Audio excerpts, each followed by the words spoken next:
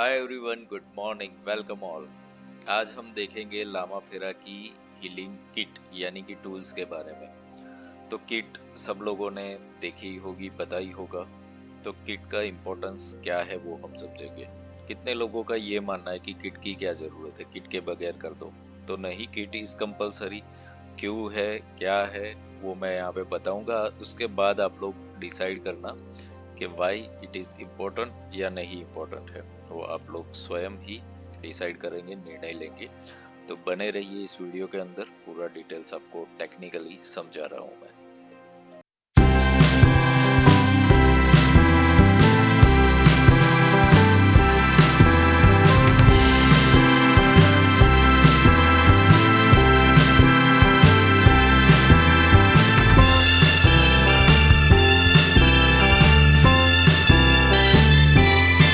क्या आप भी मानसिक तनाव, आर्थिक समस्याएं और रिश्तों में असंतुलन से जूझ रहे हैं?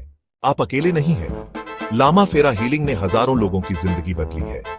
यह एक शक्तिशाली और प्रभावी तरीका है जो न सिर्फ आपकी मानसिक स्थिति को ठीक करता है, बल्कि आपकी वित्तीय समस्याओं को भी सुलझाने में मदद करता है। मैं विपुल जोशी, लामा फेरा ग्रैंड मास्टर, आपको आमंत्रित करता हूं हमारे विशेष लामा फेरा हीलिंग कार्यक्रम में। लामा फेरा आपके जीवन को एक नई दिशा देता है। आपके मानसिक शांति के साथ साथ यह आपके आर्थिक जीवन में भी सकारात्मक बदलाव लाता है।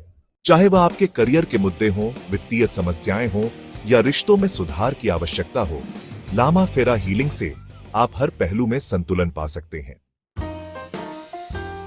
तो क्या आप तैयार हैं अपने जीवन को फिर से ऊर्जा से भरने के लिए और अपने सारे अड़चनों को पार करने के लिए?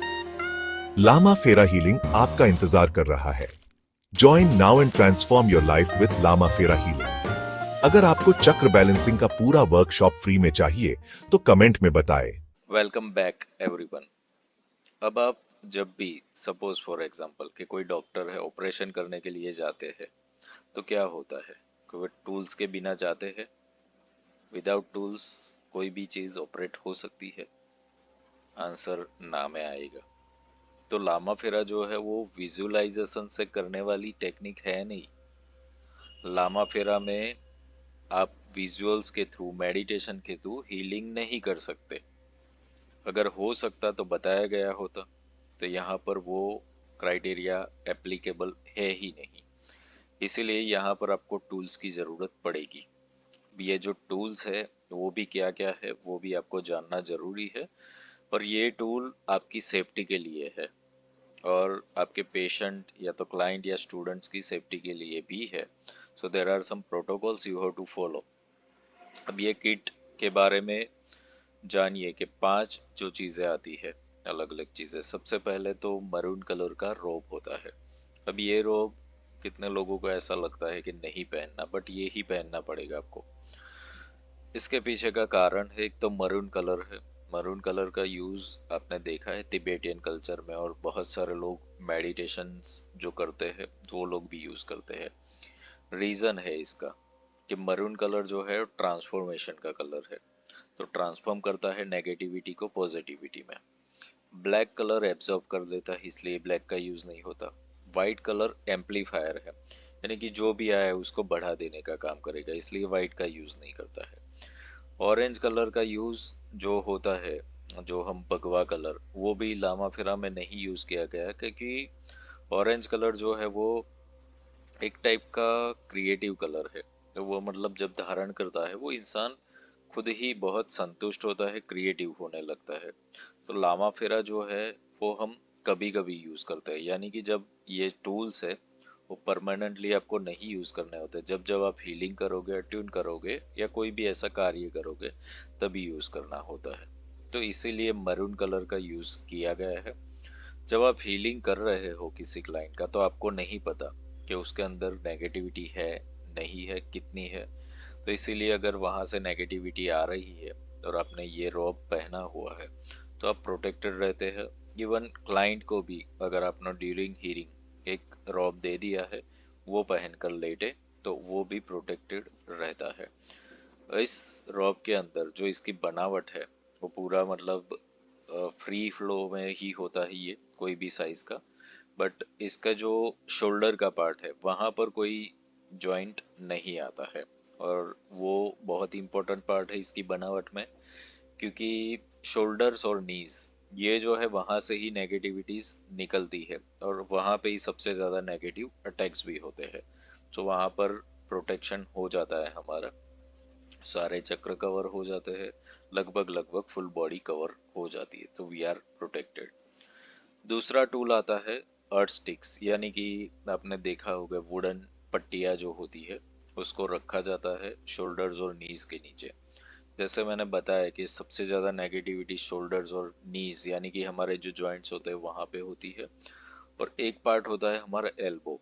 आप लोगों ने कभी ये महसूस किया होगा कि थोड़ी सी भी चोट अगर एल्बोज पे या नीज पे कहीं पे आप टकरा जाओ बहुत धीरे से, तो भी आपको बहुत ज्यादा पेन हो जाता है। आप 30 सेकंड्स 1 मिनट के लिए तो ऐसा लगता है जैसे बहुत ज्यादा चोट लग गई, क्योंकि यहाँ पर कर्म स्टोर होता है, सबसे ज्यादा कार्मिक स्टोरेज यहाँ पे ही होता है।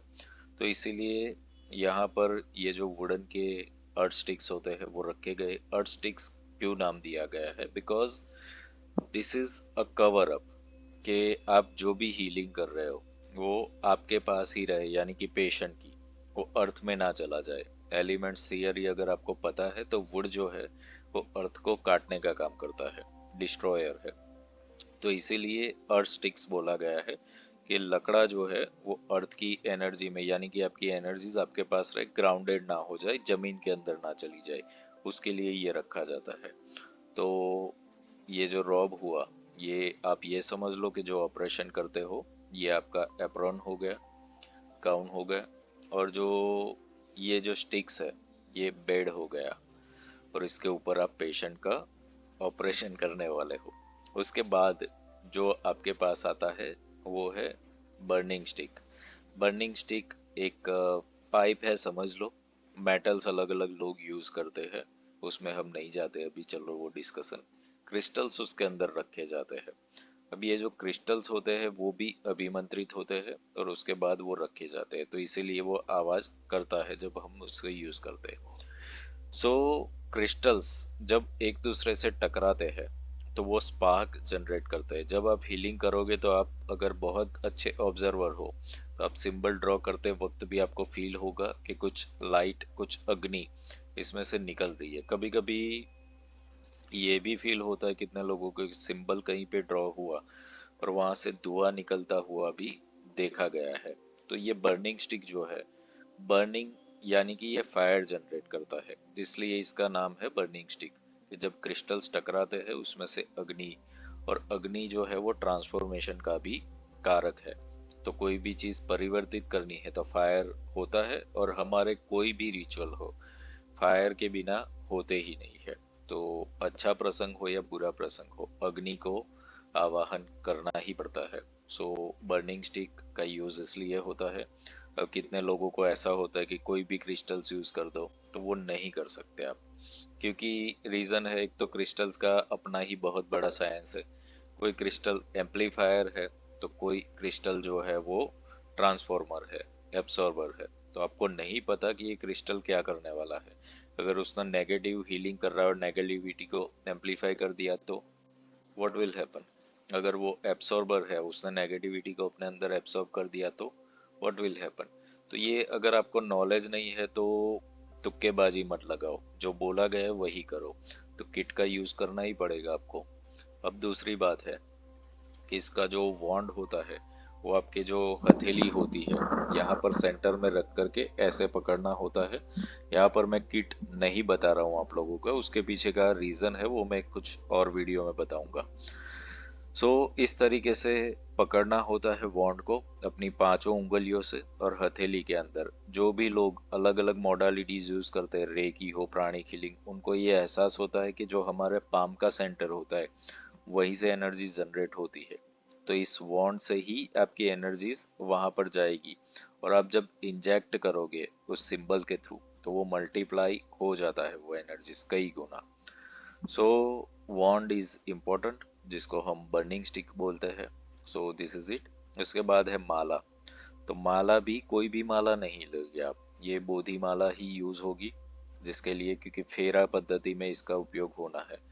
बोधिमाला इसलिए है क्योंकि हम भगवान बुद्ध का आवाहन करते हैं, तो उनके वाइब्रेशंस जहाँ पे जो सराउंडिंग में था, तो वो ऊर्जा हमारे लिए कार्यरत होती है और वही काम होता है। सो ये माला का ही उपयोग होगा। और उसके बाद है यंत्र।